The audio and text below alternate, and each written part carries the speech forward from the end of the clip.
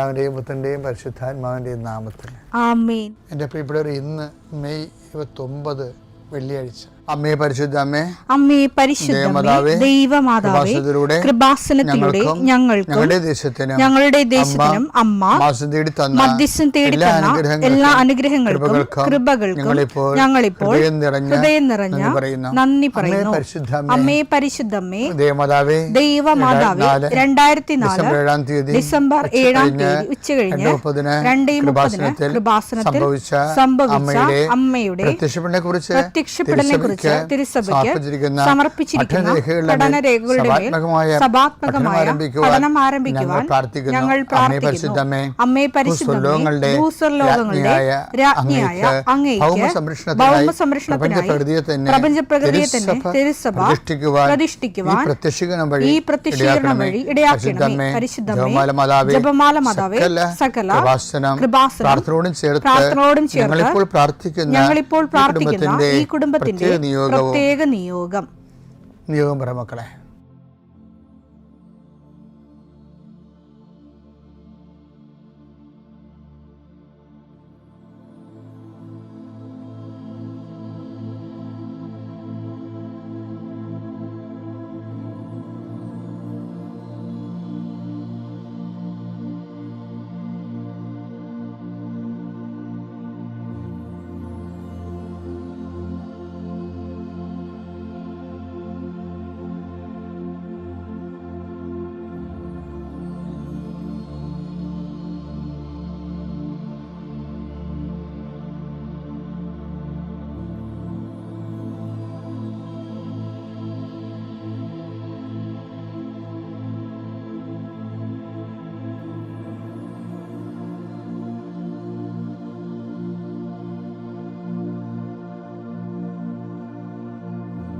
അമ്മയുടെ പ്രത്യക്ഷീകരണത്തിന്റെ ഈ അനുഗ്രഹവേളയിൽ ഞങ്ങൾക്ക് സാധിച്ചു തരുവാൻ കനിയണമേ.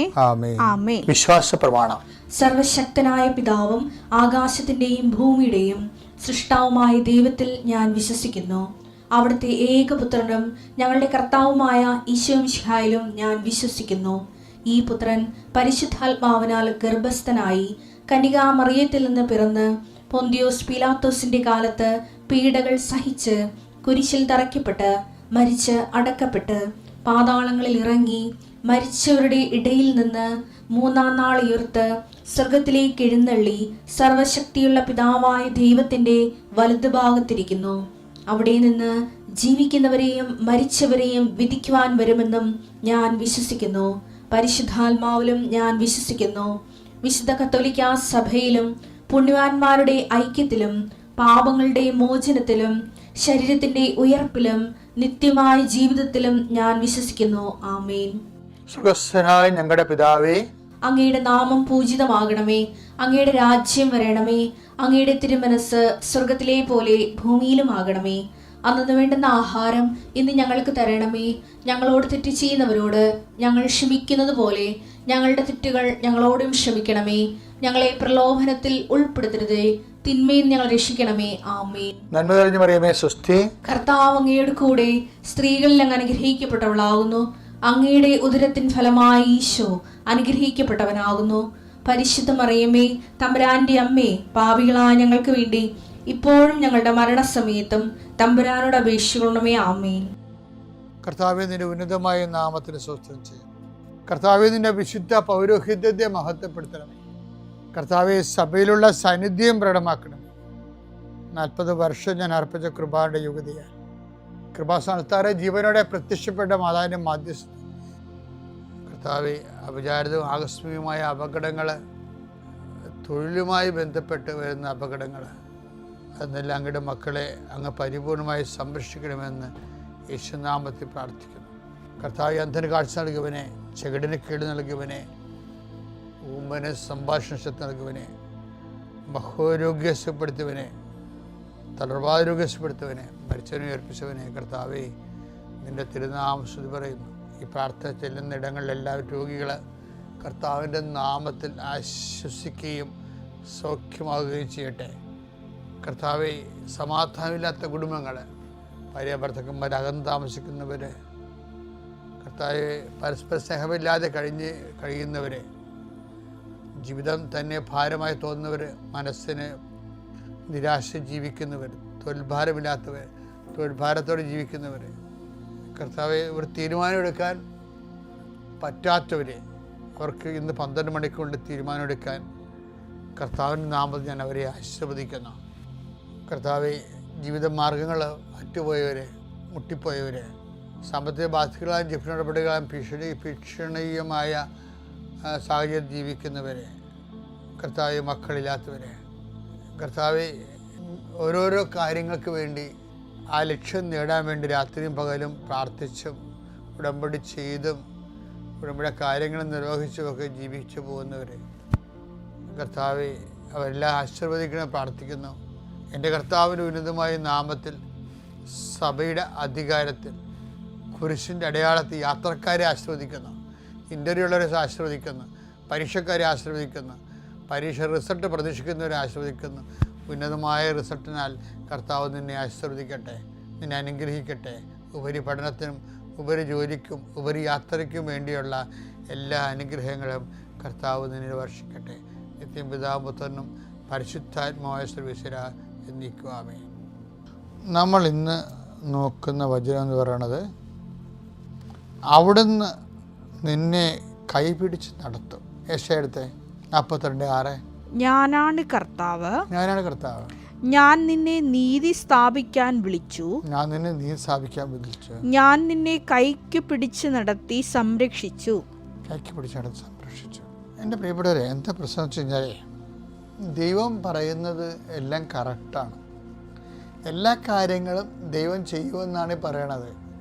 നമ്മളായിട്ട് ചെയ്യാൻ നിൽക്കണ്ട. നീ എൻ്റെ മുമ്പാകെ ഉണ്ടാകണം, വിശുദ്ധി പാലിക്കണമെന്ന്. ഇപ്പോൾ ഉൽപ്പത്തി 17:1 എപ്പോഴും നമ്മൾ പറയത്തില്ലേ, നീ എൻ്റെ മുമ്പാകെ ഉണ്ടാകണം, വിശുദ്ധി പാലിക്കണം, വിശുദ്ധനായിരിക്കണം. അപ്പോൾ അത് ഈ കൈക്ക് പിടിച്ച് നടത്തുമെന്ന് തമ്മിൽ വ്യത്യാസമുണ്ട്. ദൈവം നമ്മുടെ കൈയെ പിടിക്കുമ്പോൾ നമ്മുടെ കൈ രക്തപങ്കിലമായിരിക്കരുത്. ദൈവത്തിന് കയറി പിടിക്കാൻ പറ്റിയ കൈ ആയിരിക്കണം. ദൈവം കൈക്ക് പിടിച്ച് നടത്തും, പക്ഷെ അതിൻ്റെ അകത്ത് വരുന്ന പ്രീസപ്പോസിഷൻ എന്താണ്, നമ്മുടെ കൈകൾ ദൈവത്തിന് കയറി പിടിക്കാൻ പറ്റിയതായിരിക്കണം. അതുകൊണ്ടാണ് ഉടമ്പടിയിൽ ചെയ്ത എബ്രാഹത്തിനോട് ദൈവം പറയണത്, നീ വാഗ്ദാനം നടക്കെ നിനക്ക് തരും, അത് എൻ്റെ പരിധിപ്പെട്ട കാര്യങ്ങളാണ്. നിൻ്റെ പരിധിപ്പെട്ട കാര്യമുണ്ട്, എന്താണ്, നീ എൻ്റെ മുമ്പാകെ ഉണ്ടാകണം, വിശുദ്ധി പാലിക്കണമെന്നൊക്കെ പറയും. അപ്പം അതിൻ്റെ വരുന്ന വിഷയം വെച്ചാൽ, ഞാൻ നിന്നെ കൈക്ക് പിടിച്ച് നടത്തുമെന്ന് പറഞ്ഞാൽ, നീ എൻ്റെ കൈ രക്തപങ്കിലുമാണെങ്കിൽ എങ്ങനെ ദൈവം കയറി പിടിക്കാൻ പറ്റത്തില്ല. അപ്പം നമ്മൾ ദൈവത്തിൻ്റെ കൂടെ ദൈവം നമ്മുടെ കൈക്ക് പിടിക്കാൻ പറ്റുന്ന രീതിയിൽ ഒരു പരുവപ്പെടലുണ്ട്. ദൈവത്തിൻ്റെ വചനങ്ങൾക്കൊക്കെ വിധേയപ്പെട്ട്. ഇപ്പം പണ്ടേ ഞാനൊരു അച്ഛനെ പരിചയപ്പെട്ടു. അച്ഛൻ്റെ മേടിൽ ചെന്നപ്പോൾ അച്ഛനെ വിളിപ്പിച്ചതാണ്. കാര്യം വെച്ചാൽ പണ്ടത്തെ കൃപാസനം പത്രമുണ്ടേ, 2001 അത് 4 പേജേ ഉള്ളു. അപ്പം അതിൻ്റെ അകത്ത് അന്നിരുന്നൊരു ബ്രദറാണ് ചെയ്തുകൊണ്ടിരുന്നത്. അപ്പോൾ പെന്തക്കോസ്ത ദിവസം വന്നപ്പോൾ ഞാനൊരിടത്ത് പ്രസംഗിച്ചുകൊണ്ട് നിൽക്കുകയാണ്, ഞാനവിടെ ഇരിക്കുകയാണ് എന്തുവാണ്. അപ്പം ഒരു പ്രാവ്, കമ്പ്യൂട്ടറിൽ നിന്നൊരു പ്രാവ് എടുത്തിട്ട് ഈ ബ്രദർ എൻ്റെ തലയുടെ മുകളിൽ പ്രാവിനെ കാണിച്ച ചിത്രം കൃപാസനത്തിൻ്റെ ഫ്രണ്ട് പേജിൽ വിട്ട്. ബ്രദർ ഒരു ആർട്ട് വർക്ക് ചെയ്തതാണ്. ഈ അച്ഛനെ കൊണ്ടുപിരികി എന്നെ വിളിച്ച്. എൻ്റെ അച്ഛൻ പറഞ്ഞു, ഇതെന്താ നീ ആൾക്കാരുടെ മുമ്പിൽ ഇങ്ങനെ ദീപത്തെയും കളിക്കുകയാണെന്നൊക്കെ ചോദിച്ചു. ഞാനൊന്നും മിണ്ടിയില്ല. സാറിന് ഇങ്ങനെ അവരവരുടെ വ്യൂസ് പറയുമ്പോൾ എന്തുമാത്രം വിമർശനങ്ങളിലൂടെയാണ് നമ്മൾ വന്നത്. എപ്പോഴും ഞാനൊരു നിലപാടെടുക്കത്തുള്ളൂ. വെറുതെ ആവശ്യമില്ലാതെ എനർജി ഒന്നും ഇങ്ങനെയുള്ള കളയത്തില്ല. അപ്പം ഞാൻ അച്ഛനോട് പറഞ്ഞു, അച്ഛൻ ഞാനത് അറിഞ്ഞിട്ടില്ല കേട്ടാ, അത് ഈ ഓഫീസിൽ ചെയ്യണ കാര്യങ്ങളൊക്കെ എടുത്ത് അങ്ങനെ അവർ ചിന്തിച്ച് കാണുകയില്ല, പ്രാർത്ഥനാപൂർവമായിട്ടുള്ള ഒരു കാര്യമായിട്ട് അച്ഛൻ എടുത്താൽ മതി എന്നൊക്കെ പറഞ്ഞ്. അപ്പോൾ ഞാൻ നോക്കിയപ്പോൾ അച്ഛന് മേച്ചപ്പുറത്ത് ഒരു സാധനം അവിടെ എഴുതി വെച്ചിട്ടുണ്ട്. എന്താണെന്നറിയാമോ, ഇവിടെ ഇങ്ങനെ, അതാണ് എഴുതി വെച്ചിരിക്കുന്നത്. അപ്പോൾ അത് ഞാനെങ്ങനെ അറിയാത്ത, ഞാനത് വായിച്ചിട്ടുള്ളതാണ്. അപ്പോൾ ഈ അച്ഛനിരുന്ന വേറൊരു പള്ളി ഞാൻ അതിനുശേഷം പാരിഷ് പ്രീസ്റ്റായി. അപ്പോൾ ആ പള്ളിയിൽ നടത്തണം ഈ അച്ഛനായിരുന്നു. അപ്പോൾ അവിടെ ചെല്ലുമ്പോൾ ഈ അച്ഛനെക്കുറിച്ച് ഭയങ്കര വിമർശനമാണ്. ആ അച്ഛനടുത്ത് ഞങ്ങൾ കല്യാണത്തിന് പോകുമ്പോഴാണ്, വേദപാഠത്തിന് പോകുമ്പോഴാണ്, കണക്ക് തീർക്കാൻ പോകുമ്പോഴാണ് അങ്ങനെ പള്ളി പണിയായിരിക്കും, ഇഷ്ടിക വെച്ച് അതുപോലെ തന്നെ സിമൻറ്റൊക്കെ കോരിക്കൊണ്ട് ആത്മാർത്ഥമായിട്ട് കഷ്ടപ്പെടുന്ന അച്ഛനാണേ. പക്ഷേ അത് പള്ളി പണിയാനൊക്കെ പുള്ളി തന്നെ കൂടും. അങ്ങനെ കുറേ നല്ല സ്വഭാവങ്ങളൊക്കെ ഉള്ള ആളാണ്. പക്ഷേ നമുക്കറിയാമല്ലോ പൗരോഹിത്യം എന്ന് പറയുന്നത് സിമൻറ്റ് കുഴക്കാൻ വേണ്ടിയുള്ള അല്ലല്ലേ മാത്രമല്ല, അതുകൊണ്ട് വേണമെങ്കിൽ ഒരു രസത്തിനെ കൂടാമെന്നല്ലാതെ അത് മെയിനല്ല. അതിൻ്റെ അകത്ത് കർത്താവ് നമ്മളെ സിമൻറ്റ് കുഴക്കാൻ വിളിച്ചല്ലല്ലോ. അപ്പോൾ എല്ലാത്തിനൊക്കെ ഓരോ ലക്ഷ്യങ്ങളില്ലേ. ഈ ആൾക്കാർ വരുമ്പോൾ ഇവർ ആട്ടി ഓടിക്കും. എന്ന് പറയും വൈകുന്നേരം വരാൻ പറയും, ഇങ്ങനെ പണി തീരുമ്പോൾ വരാൻ പറയും. അപ്പോൾ അവർക്ക് ചിലപ്പോൾ ഒക്കത്തില്ല, പിന്നെ ഭയങ്കര ഇഷ്യൂ ആകും. ഇങ്ങനെ വേറെ ഇറിറ്റേഷൻസ് ഉണ്ടാക്കും. അപ്പോൾ എന്താ പ്രശ്നം, ചിലർക്ക് ഒരു നിലപാടാണ്, അവരുടെ ഒരു പ്രയോറിറ്റി കഴിഞ്ഞിട്ട് മാത്രമേ ഇവിടെ ഇങ്ങനെയൊക്കെ ചെയ്യാൻ പറ്റത്തുള്ളൂ. മനസ്സുണ്ടെങ്കിൽ സ്വീകരിച്ചാൽ മതി എന്നുള്ള രീതിക്കല്ലേ. ഇങ്ങനെ ദൈവത്തിനടുത്ത് പറ്റത്തില്ല. ഞാനിങ്ങനെ എന്ത് വചനമായാലും ശരി, ഞാനിങ്ങനെ പോകത്തുള്ളൂ എന്ന് പറയാൻ പറ്റത്തില്ല. ഉടമ്പടി ചില അണ്ണന്മാർക്ക് പറ്റിയിരിക്കണതാണ്. ഉടമ്പടി എടുത്തെങ്കിലും ഇവിടെ ഇങ്ങനെ എന്ന് പറയും. എന്താണ് ഏത് ഉടമ്പടിയായാലും ഞാനിങ്ങനെയൊക്കെ എനിക്കിങ്ങനെയൊക്കെ ചെയ്യാൻ പറ്റത്തുള്ളൂ എന്ന് പറഞ്ഞു അവരാണ് ഉടമ്പടിയിൽ പണി മേടിക്കുന്നത്. അതൊക്കെ വെറുതെ വെളുക്കാത്തൊക്കെ ഉണ്ടാക്കുകയാണേ, ചെയ്യാൻ പറ്റത്തില്ല. ഇവിടെ ഞാൻ നിൻ്റെ കൈക്ക് പിടിക്കുമെന്ന് പറഞ്ഞതിൻ്റെ അർത്ഥം എന്താണ്? നിൻ്റെ കൈ എനിക്ക് പിടിക്കാൻ പറ്റിയ രൂപത്തിലായിരിക്കണം എന്നല്ല എൻ്റെ അർത്ഥം. ദൈവത്തിനെ നമ്മുടെ കൈയൊക്കെ ഞാൻ നിൻ്റെ കൈക്ക് പിടിച്ച നടത്തിച്ചാൽ ദൈവം ഇപ്പം ഇപ്പം നിങ്ങൾ കൃപാസനത്തിൽ വരുന്നവരല്ലേ. അപ്പോൾ കൃപാസനം വരുമ്പോൾ കൃപാസനം എങ്ങനെ ഇവിടം വരെ എത്തിയെന്ന് നോക്കണം. ദൈവം കൈക്ക് പിടിച്ച് നടത്തിയതാണ്. കൈക്ക് പിടിക്കാവുന്ന രീതിയിൽ ഇപ്പം എൻ്റെ ജീവിതത്തിലൊരു പ്രശ്നം ഉണ്ടായി. അന്ന് കൊച്ചച്ഛനാകുമ്പോൾ അച്ഛനായിട്ട് ചിലപ്പോൾ ഒരു കൊല്ലം ആയി കാണുമായിരിക്കും. അപ്പോൾ വീട്ടിൽ നിന്ന് എൻ്റെ പെങ്ങൾ വിളിച്ച് അമ്മയുടെ നില പരുവക്കേടാണെന്ന് പറഞ്ഞു. കാര്യം ഞാനേ ഉള്ളു ഇതൊക്കെ കേൾക്കാൻ. അതുകൊണ്ട് എന്നോട് പറഞ്ഞ് അമ്മയുടെ നില പരുവക്കേടാണെന്ന് പറഞ്ഞു. അപ്പോൾ എന്താണെന്ന് അവൾ പറയണില്ല. അപ്പം ഞാൻ ദേഷ്യപ്പെടുന്ന കാര്യം പറയണി എന്താണെന്ന് പറയാം. അമ്മയല്ലേ എൻ്റെ നമ്മുടെ എപ്പോൾ പറയാം അമ്മക്ക് ഗർഭപാത്രം ഇറങ്ങി വരികയാണെന്ന്. അപ്പം ഗർഭപാത്രം ഇറങ്ങി വരണപ്പോൾ അത് നിസ്സാര കാര്യമില്ല. അപ്പോൾ ഞാനവിടെ റഷ് ചെയ്ത് വീട്ടിൽ ചെന്ന് ഞാൻ അമ്മയോട് പറഞ്ഞു, അമ്മ ഒരു പ്രശ്നമില്ല, നമുക്കിത് ആശുപത്രി പോയി എല്ലാം ശരിയാക്കാമെന്ന് പറഞ്ഞ്. പക്ഷേ എല്ലാം ശരിയാക്കാന്ന് പറയുമ്പോൾ എൻ്റെ കാശില്ല. അതാണ് എൻ്റെ വിഷയം. കാര്യം ഇതൊക്കെ തിരിച്ചു കൊണ്ടുവരണമെങ്കിൽ നല്ല പൈസ വേണം, കുറേ പഥ്യങ്ങൾ വേണം, 90 ദിവസത്തെ വരെ പഥ്യമൊക്കെ വേണം, ശ്രദ്ധ വേണം. എൻ്റെ കാശില്ല. കാശില്ലേന്ന് ചോദിച്ചാൽ കാശുണ്ട്. എന്ന് വെച്ച് കഴിഞ്ഞാൽ പിതാവ് എനിക്ക് വണ്ടി വാങ്ങിക്കാൻ കാശ് തന്നായിരുന്നു. ഈ പഴയ ചെറിയ സ്കൂട്ടർ മേടിക്കാൻ വേണ്ടി രൂപത്തിൽ നിന്ന് ഞാൻ പിതാവിനോട് ചോദിച്ചിട്ട് തന്നാണ്. എന്താ വെച്ചാൽ എനിക്ക് 3 പള്ളി ഉണ്ടായിരുന്നു അന്ന്. അപ്പോൾ ഓരോ പള്ളിയും 10 കിലോമീറ്റർ 8 കിലോമീറ്ററൊക്കെ അകലെയായിരുന്നു. ഇപ്പോൾ ഇടവക പള്ളിയിൽ നിന്ന് ഞാനൊക്കെ പള്ളിയിൽ പോകണം. ഇപ്പം ഞാനൊരു BSS സൈക്കിളിനാണ് പോയിക്കൊണ്ടിരുന്നത്. അപ്പോൾ BSS സൈക്കിളിന് ഓടി ഒരു പള്ളിയിൽ നിന്ന് ഞായറാഴ്ചക്ക് കഴിഞ്ഞാൽ അടുത്ത പള്ളി ചെല്ലുമ്പോൾ പിന്നെ തിരിച്ചു വന്ന് പിന്നെ 3 മണിക്ക് കാറ്റഗിസത്തിന് വേറെ പള്ളിയിൽ പോയി വരുമ്പോൾ വയറ് അൾസർ പിടിക്കും. 2 മണിക്ക് 2:30 വന്ന് ഊണ് കഴിക്കണത് അപ്പോൾ വേർത്ത് ഒലിച്ച് വരും. അപ്പോൾ എനിക്ക് തോന്നി ഒരു വണ്ടി കിട്ടിയാൽ കൊള്ളാമായിരുന്നു എന്ന് പറഞ്ഞു. അപ്പോൾ ഞാൻ പിതാവ് വണ്ടി വേണ്ട. അപ്പം അന്ന് രൂപത്തിൽ അങ്ങനെ വണ്ടി വാങ്ങിച്ചു കൊടുക്കുന്ന സിസ്റ്റമൊന്നുമില്ല. പിതാവിനോട് പറഞ്ഞ് ഞാൻ കുർബാന തരാം നിങ്ങൾക്ക്, പിന്നെ ഒരു 10 രൂപയും തരാം, നിങ്ങൾ ബാക്കിയുള്ളത് കുർബാനയിൽ അഡ്ജസ്റ്റ് ചെയ്യണമെന്ന് പറഞ്ഞു. പക്ഷേ അത് നഷ്ടമാണ് ശരിക്കും. എന്ന് വെച്ച് കഴിഞ്ഞാൽ എനിക്കന്ന് പൈസ ഇല്ലാതെ കൊണ്ട് ഈ കുർബാന ചൊല്ലിയിട്ട് അതിൻ്റെ ഒരു ദക്ഷിണ കൊണ്ടാണല്ലോ നമ്മൾ ജീവിക്കണത്. അപ്പോൾ ഒരു കഷ്ട ജീവിതമാണ്. അപ്പോൾ അതിൻ്റെ ഇടയ്ക്ക് എന്നാലും കുർബാന അത് കുർബാന മേടിച്ച് 10 പൂർവ്വം ചൊല്ലി അതിൽ നിന്ന് അധികം കിട്ടുന്നില്ല. 6000 രൂപയാണ് കിട്ടിയത്. അപ്പോൾ ഈ 16,000 രൂപയ്ക്ക് ഒരു വണ്ടി വാങ്ങിച്ചു. അപ്പോൾ വണ്ടി വാങ്ങിച്ചില്ല, അതാണ് രസം. അതിൻ്റെ അടുത്ത് കുരിശോനുണ്ട്. ഞാൻ 16,000 രൂപ കൈ ഒപ്പിച്ച് കഴിഞ്ഞപ്പോൾ ആണ് ഈ അമ്മയ്ക്ക് അസുഖം വന്നത്. അപ്പോൾ അസുഖം വന്ന് അമ്മയും കൊണ്ട് ഞാൻ അവിടെ ആശുപത്രിയിൽ പോയി, ഗവൺമെൻറ് ആശുപത്രിയിൽ പോയി. പിന്നെ പെങ്ങൾ അവിടെ നിർത്തി. ഞാൻ വന്നും പോയി നിന്ന് അമ്മയുടെ ഓപ്പറേഷൻ കഴിഞ്ഞ് അമ്മയെ തിരിച്ചു കൊണ്ടുവന്ന് അപ്പോൾ അമ്മയുടെ ഓപ്പറേഷൻ അമ്മ ഹാപ്പിയായി. അത്രയും നമുക്ക് സന്തോഷമായി. ആ കാശെല്ലാം തീർന്നു. കാശ് തീർന്നു വെച്ച് കഴിഞ്ഞാൽ കാശ് തിന്നപ്പോൾ ഞാൻ വന്നിട്ട് അന്ന് നമുക്കിതുപോലെ എൻ്റെ കപ്പേരിനോട് എനിക്ക് ഭയങ്കര ഇഷ്ടമാണ്. അപ്പം കപ്പേരിനോട് ഞാൻ പറഞ്ഞ് അമ്മയ്ക്ക് ഓപ്പറേഷനാണ്, കാശ് തീരാനായെന്ന് പറഞ്ഞു. അപ്പോൾ കപ്പേൻ്റെ കാര്യം മനസ്സിലായി. കപ്പേരെന്ന് പറഞ്ഞാൽ ഞങ്ങൾക്ക് അവിടെ അദ്ദേഹം മരിച്ചുപോയി, ജോസഫ് എന്ന്, ചൊങ്ങന്തറ ജോസഫ്. അപ്പോൾ അദ്ദേഹത്തെ പറഞ്ഞപ്പോൾ അദ്ദേഹം ഞാനോട് ഭയങ്കര ആത്മബന്ധമാണ്. അപ്പോൾ ഞാൻ പറഞ്ഞു ഇതാണ് സംഭവം എന്ന് പറഞ്ഞു. അപ്പം അച്ഛാ, ലേസായിക്ക് അച്ഛന് ഇഷ്ടമാണ്, അച്ഛനത് ജസ്റ്റ് ഒന്ന് സൂചിപ്പിച്ചാൽ മതി, അവിടെ കൈകാര്യം ചെയ്യുമെന്ന് പറഞ്ഞു. അപ്പോൾ ഞാൻ ലെസ ചേച്ചി ഇവിടെ ഇയാളുടെ ഭാര്യ, ഞാൻ ലെസ ചേച്ചി ഹോസ്പിറ്റലാണ് അറിയാമല്ലോ അല്ലേ. അപ്പോൾ ലെസ ചേച്ചി ഒരു മാല ഊരി ഇങ്ങോട്ട് തന്നിട്ടും പറഞ്ഞു അച്ഛൻ ഇത് കൊണ്ടുപോയി എന്നാ വെച്ചാൽ ചെയ്തെന്ന് പറഞ്ഞു. അപ്പോൾ എനിക്ക് കടമില്ലാതെ വേറെ ആൾക്കാരുടെ കയ്യിൽ നിന്ന് കിട്ടാതെ എൻ്റെ കാര്യങ്ങൾ നടന്നു കിട്ടി. ഞാൻ അമ്മയെ ആശുപത്രിയിൽ നിന്ന് കൊണ്ടുവന്ന് പിന്നെ ഇവിടെ. പക്ഷേ എന്താ പ്രശ്നം വെച്ച് കഴിഞ്ഞാൽ അതിൽ നിന്നും പിതാവിന് അന്നത്തെ ബിഷപ്പിന് ഇതൊന്നും അറിയാൻ പറ്റില്ല. ഞാൻ അമ്മയെ ആശുപത്രി കൊണ്ടുവന്ന് സന്തോഷത്തിന് ഇരിക്കുക. അമ്മ ഇനി ഭക്ഷണമൊക്കെ കഴിച്ച് ഉറങ്ങി അമ്മ സന്തോഷമായിരിക്കുമല്ല, വലിയ എന്തോ ആശ്വാസമല്ലേ. പക്ഷേ പെട്ടെന്ന് പിതാവ് 2 ദിവസം കഴിഞ്ഞപ്പോൾ എന്നെ വിളിച്ചു കഴിഞ്ഞാൽ നിങ്ങൾ അപ്പോൾ ഇവിടുന്ന് എന്നെ ഇടവകയിൽ നിന്ന് കുറച്ചുപേർ സഹായിച്ചായിരുന്നു. എന്ന് വെച്ച് കഴിഞ്ഞാൽ അങ്ങനെ എല്ലാ സഹായങ്ങളും ഉണ്ടാവേ ഇടവകയ്ക്ക് ഇരിക്കുമ്പോൾ. ഇങ്ങനൊരു വണ്ടി പിടിക്കാൻ കൊടുത്ത കാശിന് വീട്ടിൽ കൊണ്ടു കൊടുത്തെന്ന് പറഞ്ഞുകൊണ്ട് ഭയങ്കര ആക്ഷേപം. ഇടവകയിൽ നിന്ന് ആരോഗ്യ രഹസ്യത്തിന് ബിഷപ്പ് ഹൗസ് വിളിച്ച് പറഞ്ഞതാണ്. ഞാൻ പേടിച്ച് ഇങ്ങനെ ബിഷപ്പ് ഹൗസ് ചോദിച്ചു പറഞ്ഞു. അപ്പോൾ അച്ഛൻ വണ്ടി വാങ്ങിച്ചാന്ന് ചോദിച്ചു. വണ്ടി വാങ്ങിച്ചത് ഞാൻ പറഞ്ഞു പിതാവേ ഇങ്ങനൊരു സംഭവം ഉണ്ടായി. അപ്പോൾ ആൾക്കാർ അങ്ങനെയൊന്നും അല്ലല്ലോ പറഞ്ഞു, അച്ഛൻ വീട്ടിൻ്റെ കാശ് മുടക്കിയെന്നല്ല പറയണമെന്ന്. എൻ്റെ അടുത്ത് പിതാവ് ക്ഷോഭിച്ചു. ഞാൻ ക്ഷോഭിച്ചില്ല, കാര്യം പിതാവ് ക്ഷോഭിക്കേണ്ടതാണ് ശരിക്കും. അത് കാരണം ക്ഷോഭിക്കാനുള്ള വകുപ്പ് അതിനകത്തുണ്ട്. പക്ഷേ ഇതാണ് എൻ്റെ അവസ്ഥ.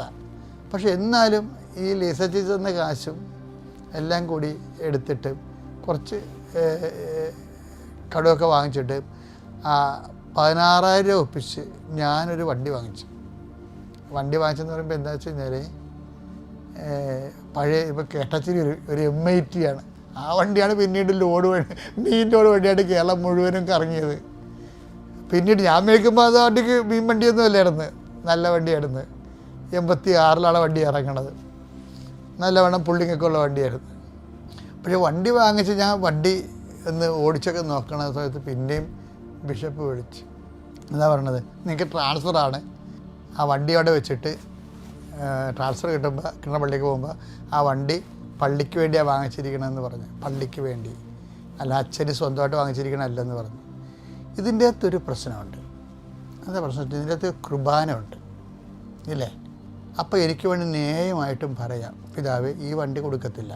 കാരണം എന്താണ്, ഇതിൽ ഞാൻ കുർബാന ചൊല്ലിയ എൻ്റെ സ്വകാര്യമായ സമ്പത്തിൻ്റെ അത് ഇൻവെസ്റ്റ് ചെയ്തിട്ടുണ്ട്. അപ്പോൾ പകുതിയോളം 10 രൂപ പിതാവ് ഒന്നാണ്. പിതാവിന് വേണമെങ്കിൽ ആ 10 രൂപ എങ്ങനെയും ഞാൻ സംഘടിപ്പിച്ച് തരാം.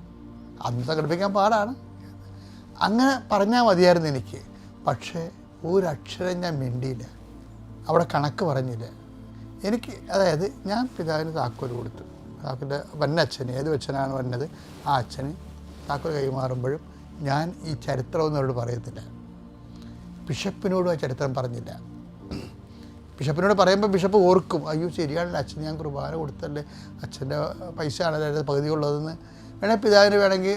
പക്ഷേ അത് ഞാൻ പിതാവിനോട് പറഞ്ഞില്ല. പിതാവ് വൺസ് ഇങ്ങനെ പറഞ്ഞ സ്ഥിതിക്ക് ഞാൻ ആ താക്കോൽ കൈയേൽപ്പിച്ചു കൊടുത്തു. അപ്പോൾ എന്താ വിഷയം, എനിക്ക് തോന്നുന്നത് ഇവിടം തൊട്ടാണ് കർത്താവ് എന്നെ നോട്ടപ്പുള്ളിയാക്കിയത്.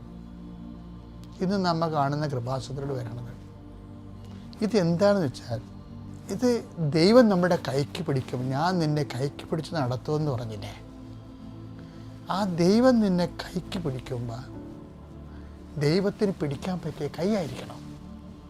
കർത്താവിന് അന്ന് മുതൽ എന്നെ നോട്ടപ്പുള്ളിയാക്കി.